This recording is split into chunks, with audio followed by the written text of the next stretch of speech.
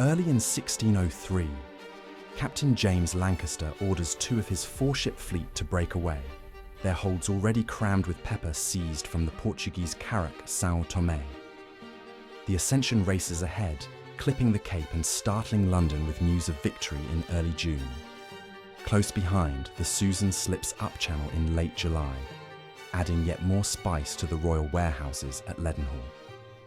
Under Tudor prize law, the Crown claims a full 1/5 of every captured cargo, so before Lancaster's own flagship, the Red Dragon, even sights the Thames, King James's agents are already auctioning their share.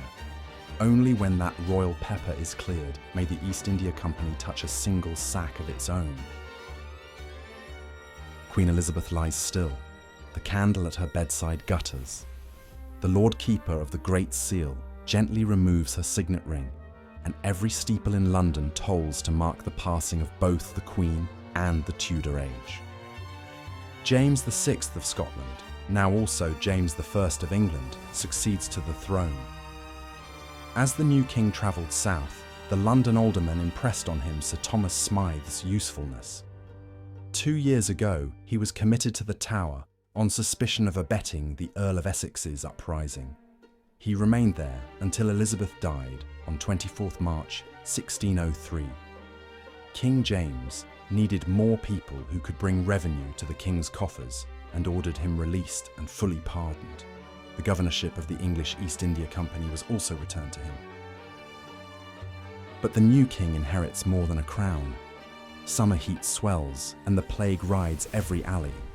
By August, 23,000 Londoners lie in burial pits, theatres and taverns are nailed shut, and a red cross stains half the doors inside the city wall.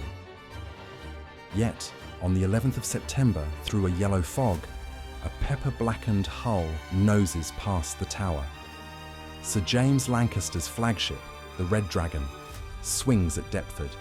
The Hector warps in behind her. Their timbers sweat cloves, nutmeg and 200 tons of Bantam pepper, worth more than the entire Royal Customs take of the previous year. However, the plague had frozen London markets.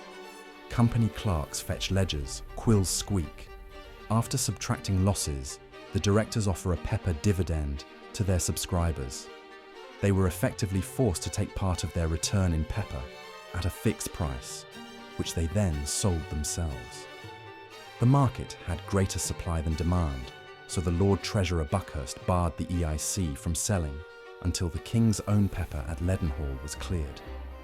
Sir Thomas Smythe and Deputy Governor Thomas Brantley went to negotiate.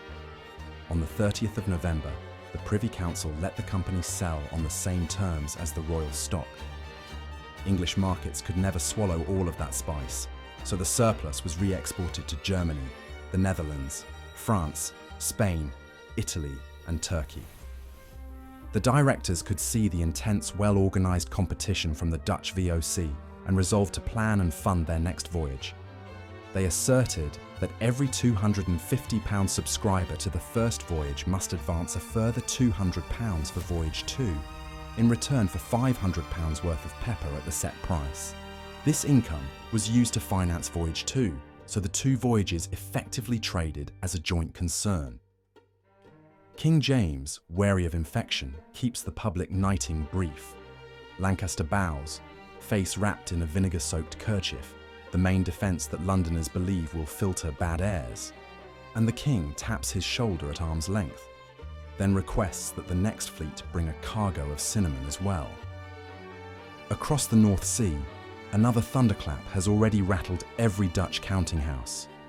Earlier in the year, the Dutch Admiral Jacob van Heemskerk intercepted the 1,500-ton Portuguese carrack Santa Catarina off Singapore. Silks, porcelains and musk worth 3 million guilders, half the entire paid-in capital of the Dutch East India Company. This huge prize was brought back to Amsterdam beneath the prince's flag of orange, white and blue. The legality of keeping the prize was questioned under Dutch statute, and the Portuguese demanded the return of their cargo, which was refused. Share prices leap as Lisbon curses and London blinks at the scale of the prize and quietly adds extra cannon to the next English hull. To date, at least 4 Portuguese carracks were successfully plundered by the English and Dutch, with more attacked or destroyed. While European fortunes pivot on captured spice, the Mughals wrestle with their own succession. Prince Salim still broods in Allahabad, striking coins in his own name and refusing Akbar's summons to court. Caravans from Kabul to Cambay raise their insurance rates. Surat brokers insist on hard silver, no promissory notes, especially from foreigners. Akbar let the rebellions smolder rather than waste armies in the summer heat.